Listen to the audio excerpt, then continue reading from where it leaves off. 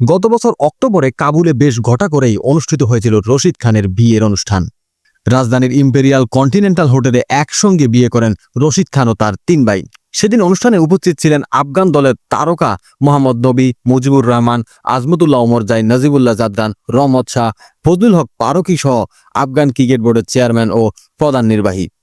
তবে 9 মাসের ব্যবধানে হলো রশিদের দ্বিতীয় বিয়ের খবর। কয়েকদিন আগে একটি দাতব্য অনুষ্ঠানে এক নারীর সঙ্গে দেখা গিয়েছিল আফগান অধিনায়ক রশিদ খানকে। এরপর সামাজিক যোগাযোগ মাধ্যমে শুরু হয় নানা গুঞ্জন।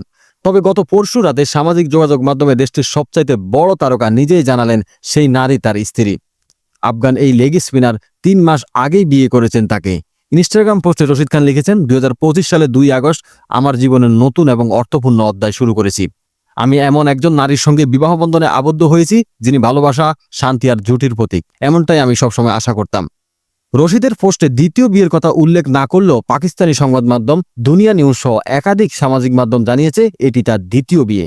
তার জেরেই চর্চিত বাজে মন্তব্য ও বিপরীতমুখী খবর থামাতে রশিদ খান আরও লেখেন, আমি সম্প্রতি আমার স্ত্রীকে নিয়ে একটি দাতব্য অনুষ্ঠানে গিয়েছিলাম। দুঃখজনক হলেও এটা সাধারণ একটা বিষয় নিয়ে নানা অনুমান শুরু হয়েছে।